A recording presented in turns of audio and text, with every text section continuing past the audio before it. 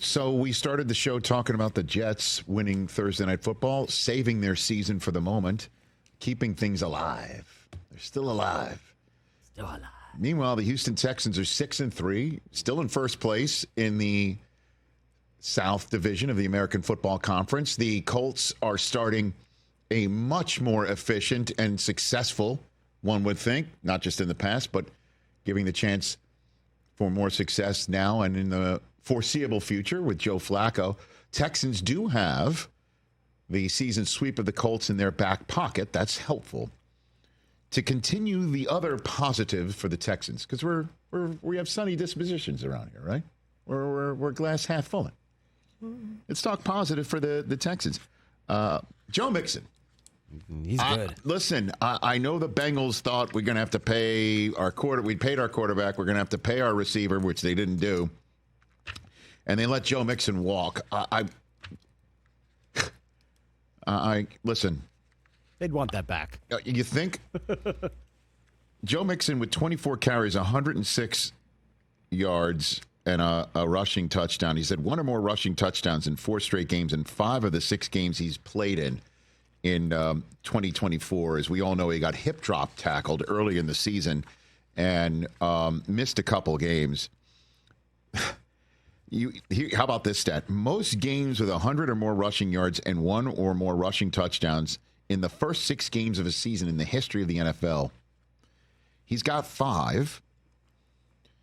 The other 3 who have gotten 5. DeMarco Murray, remember that when he was on fire for the Dallas Cowboys that one year? Mm-hmm. Emmitt Smith, he did it in 95. O.J. Simpson did it in 75. Okay.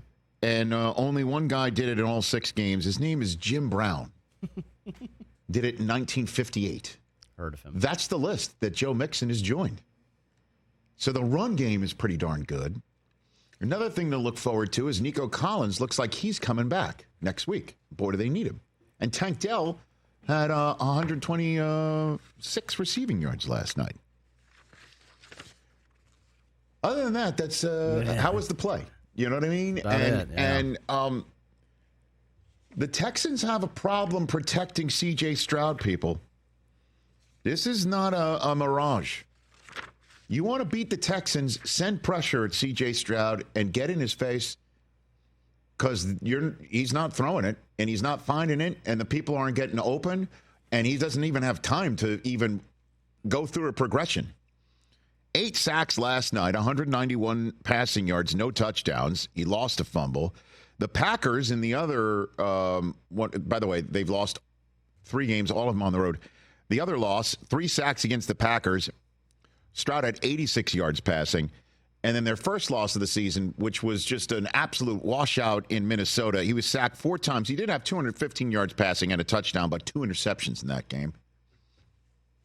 They can't protect him. Will Nico Collins help? Sure he will. But not if Stroud is horizontal before he can find Collins vertically.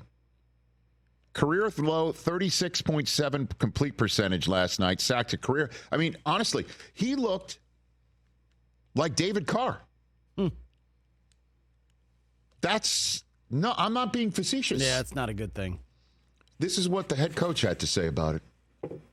I'm not sure what's happening up front. We'll watch the film and see what it is, but obviously we give up 8 sacks and, every drop back or pass situation, it looks like, we're in scramble mode, so it's just not good enough when we can't operate on time, and we got to get that fixed. Yeah, no doubt, got to get that fixed because you're not winning the AFC with that. Nuh-uh. And any more of those, and you could forget the 1 seed. I know a lot of Texans fans and a lot of us in the media were saying this is a team that can beat the Chiefs this year, and you even put them in the Super Bowl. And I didn't bat an eyelash when you did that, Chris. Yeah. They're not making the Super Bowl if they can't protect the quarterback like this. Yeah, no chance. If they're taking on a team that is ripe for the picking and has lost 5 in a row, you could say the Jets were due. They were due last week in New England, too, and didn't do it. You could kiss the 1 seed goodbye. What you think the Chiefs are going to lose 3 times the rest of the way? Maybe. Okay, sure.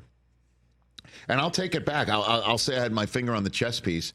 I know some Steelers fans, I heard from you when I said in my my power rankings that I had the Texans above the Steelers because I thought if they played each other, the Steelers would lose. The Texans would beat the Steelers. Certainly not if you're playing in Pittsburgh. CJ Stroud is 5-8 on the road in his career, including playoffs. 11-2 at home. Different guy on the road, and if they're having trouble protecting him, I would imagine against that Steelers defense, they would not. So I'm taking my finger off the chess piece after seeing that last night. And saying if I did my power rankings now, I'd be flipping that. That is for sure. And it will next week when I do it in Munich, when we arrive there next Thursday. So, yes, positives, there are.